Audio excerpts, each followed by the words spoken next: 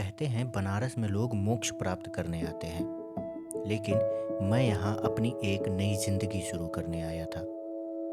कुछ ऐसा करने जो मेरे गांव और मेरे आसपास के लोगों ने नहीं किया था। यहाँ आने से पहले मुझे बहुत डर लग रहा था, क्या होगा कैसे होगा।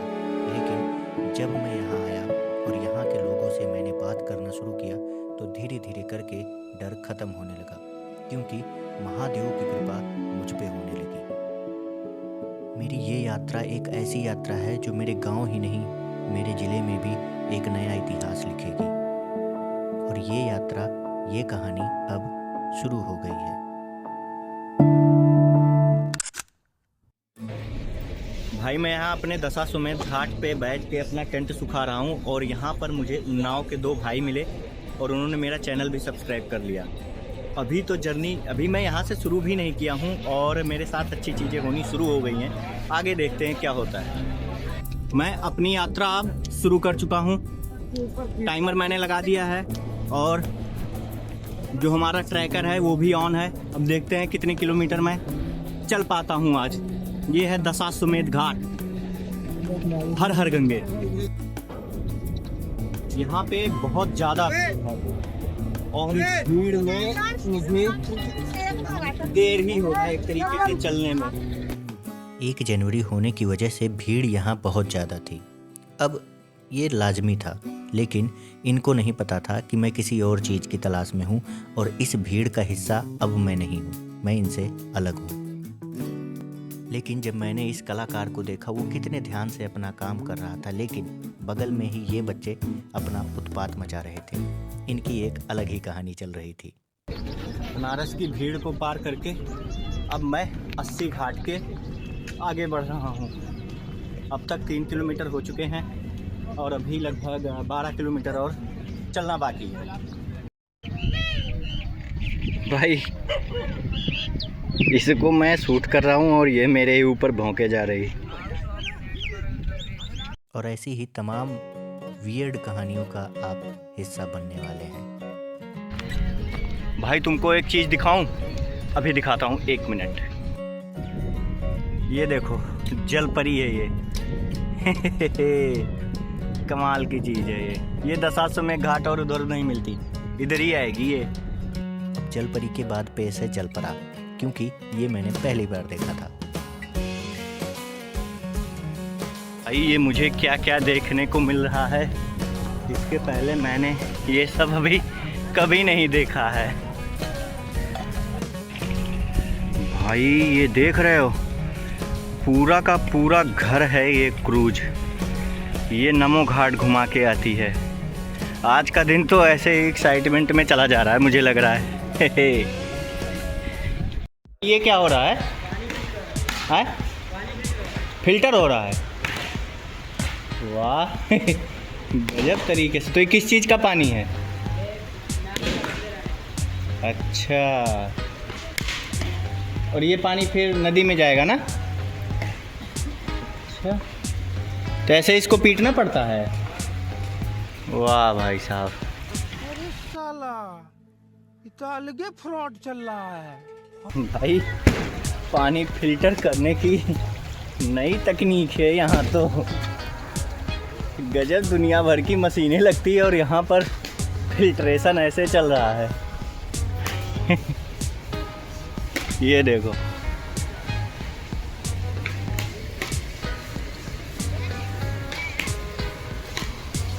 भैया ब्रश से पानी फिल्टर कर रहे।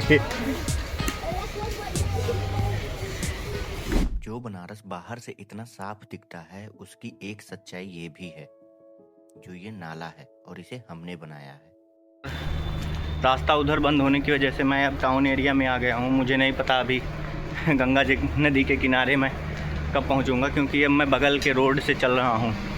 देखते हैं। भाई ये भैया हैं, ये मुझे अभी रास्ता बताएंगे, क्योंकि हर हर महादेव। तो मेरी यात्रा अभी शुरू हो चुकी है और मैं लगभग 5 किलोमीटर मेरा हो भी गया है। अभी 10-12 और चलने हैं मुझे। तो रास्ता ये नीचे बहुत मतलब ठीक नहीं है चलने के लिए, तो ऊपर मैं हूँ अभी थोड़ा सा, क्योंकि ये कच्चा रास्ता है। अच्छा। और सरकार आगे वाले समय में बनाएगी इसे। और ऐसा रास्ता अगर जैसा कि आपका गंगोत्री का प्लान है, इसके अपोजिट साइड में चलते जाएंगे, वो गंगोत्री पहुंच जाएंगे। पहले अपोजिट साइड में, जस्ट इधर से ही, अच्छा अच्छा, धारा के उल्टे साइड में। हाँ। पहले आपको पड़ेगा यहाँ से मिर्जापुर, उसके बाद विंध्याचल, फिर प्रयागराज, उसके बाद यूं ही बढ़ते बढ़ते कानपुर, ऐसे होते आप चले जाएंगे ऊपर तक में। चलिए ठीक है भैया, अच्छा ठीक है, धन्यवाद। हर हर महादेव। भैंसों के अस्तबल को चीरते हुए बढ़िया जगह है।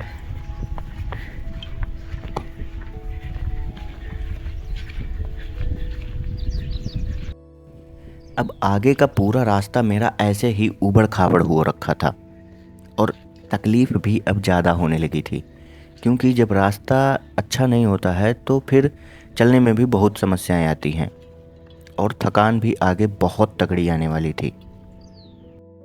लेकिन मुझे थकान सताती उसके पहले मैंने सोचा थोड़ा सा खा लेते हैं। हालांकि बहुत खाना नहीं था मेरे पास, 2 पूड़ी थी और वही मैंने खा के फिर अपनी दिनचर्या शुरू करी। और ये ही संस्कृत के प्रकांड विद्वान लोग हमारी संस्कृति को और आगे ले जाएंगे। ये लोग भी रास्ते में मुझे ही मिले। भाई, गंगा जी को फॉलो करना इतना भी आसान नहीं है। आप ये रास्ता देखो, अभी कितना 7-8 किलोमीटर में चला हूँ ज़्यादा से ज़्यादा। ये देखो हालांकि ये थोड़ी ही दूर है यहाँ के लोगों के बताए अनुसार, लेकिन वो देख रहे कितने नीचे जाना है। एकदम स्लोप, डायरेक्ट एक चूक गए नीचे गम से, और ऐसी चोट जो कभी भूल नहीं पाओगे। बहुत ही सावधानी बरतनी पड़ रही है। ओए भाई, यस, आ गया।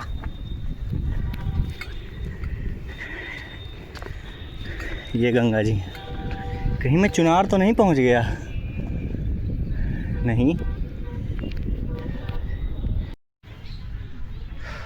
भाई, ये सामने घाट करके कोई जगह है और मैं यहाँ पे बैठा हूँ। कुछ भी रास्ता नहीं दिख रहा है और थकान भी लग गई है। और अभी यहाँ से बता रहे हैं कि नीचे से चला नहीं जा सकता, रोड पकड़ना पड़ेगा। कई सारी समस्याएं हैं, देखते हैं। जोश कितना आ ही जाता है, जोश तो नीचे जा रहा है। मैं अभी जिस एरिया में चल रहा हूँ ना, ये रामनगर किला के आगे पड़ता है। ये पीछे मेरे हाईवे वाली ओवर ब्रिज है। ये पूरा एरिया, मतलब यहाँ सब लोग जुआ खेल रहे हैं, सब लोग गांजा फूंक रहे हैं। यानी कि ये एरिया रात में बहुत ही ज़्यादा ख़तरनाक है, लेकिन मैं दिन में ही पार कर गया। अब चलते चलते मुझे इन खेतों को भी पार करना था। ये खेत हैं, बगल में जंगल भी है, लेकिन क्या करें, चलना तो है ही। और फिर मुझे ये लोग दिखे पार्टी करते हुए।